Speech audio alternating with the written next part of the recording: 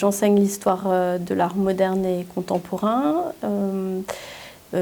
Effectivement, le cours n'embrasse pas toute l'histoire de l'art. Hein. C'est aussi en quelques mois la nécessité d'apporter aux étudiants en fait une sorte de base et de grands fondamentaux autour de l'art moderne et contemporain.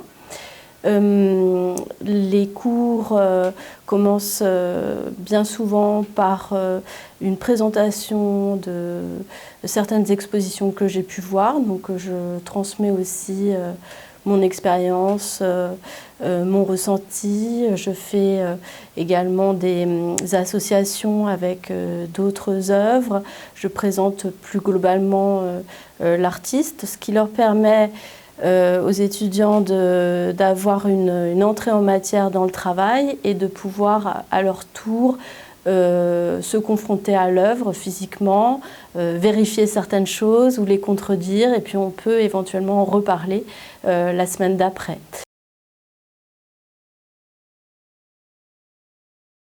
Une référence, c'est tout simplement retrouver dans un travail passé, parfois bien ou mal connu, en fait, une sorte de filiation avec son propre travail. Donc ces références, elles sont, voilà, elles se construisent au fur et à mesure en fait de l'avancée du travail, et c'est des choses que eux vont trouver sur leur chemin d'eux-mêmes.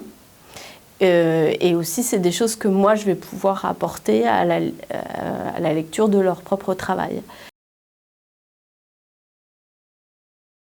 Effectivement, c'est un vrai poids, la référence, parce que c'est ce qu'on exige de l'étudiant alors qu'il n'a pas encore la maturité nécessaire ou le recul nécessaire par rapport à son propre travail. Et puis en même temps, ces références doivent être bien amenées, pas trop appuyées, donc ça reste quelque chose d'assez compliqué.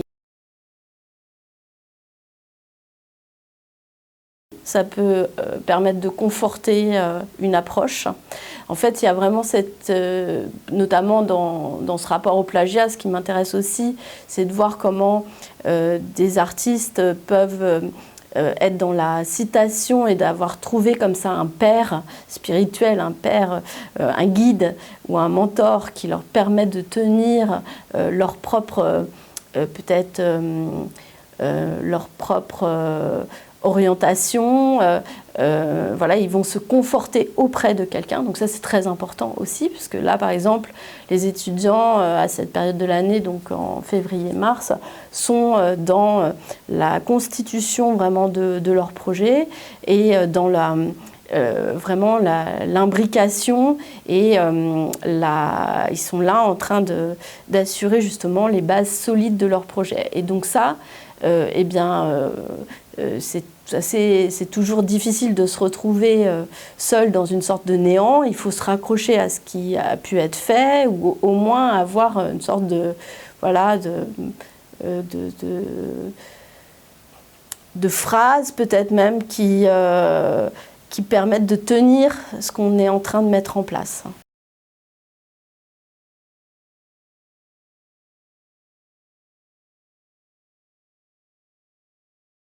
12 conférences, oui, alors c'est une démarche que les ateliers ont entrepris il y a 3 ans à peu près, donc qui est vraiment très, très riche, de par ces invitations qui sont faites à des artistes, des architectes, des auteurs de bande dessinée, des gens qui sont plus de métier du livre.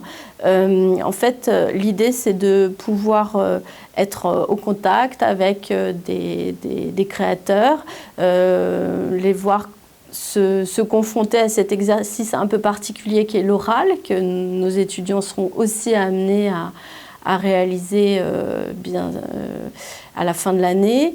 Eux-mêmes voient un petit peu comment les gens présentent leur propre travail, qu'est-ce qui transpire de leur personnalité, voient aussi des personnages plus ou moins charismatiques. Et donc tout ça, c'est très riche. Et donc au-delà même d'un travail tel qu'il est présenté, tel qu'il est amené, en fait, c'est aussi tout cet environnement qui m'intéresse et que j'ai envie qu'eux captent aussi. Des artistes qui sont... alors certains sont professeurs, donc pour moi ça permet aussi pour les étudiants qu'ils aient comme ça une sorte de port d'entrée à une école, ou comme ça ils mettent un visage sur... quand Sylvie Blocher était venue pour Cergy, ou ça leur permet comme ça d'avoir un... je ne sais pas, ce n'est pas pour autant ces artistes invités qui vendent leur école, hein, ils ne sont pas là pour ça, mais ça leur permet peut-être de se familiariser déjà un petit peu avec un état d'esprit, une manière d'être, voilà, du professeur qu'ils auront plus tard. Donc pour eux c'est très important. De la même manière, là on a fait venir un jeune artiste qui a fait la Villa Arson. Bon, alors ça a tellement emballé les étudiants que beaucoup veulent postuler cette année à la Villa Arson. Donc on a des rencontres qui sont fabuleuses, comme un peu en amour, hein. Donc il y a vraiment quelque chose qui se passe ou moins bien, mais bien souvent les étudiants sont assez ravis, n'hésitent pas à poser des questions aussi sur certains travaux.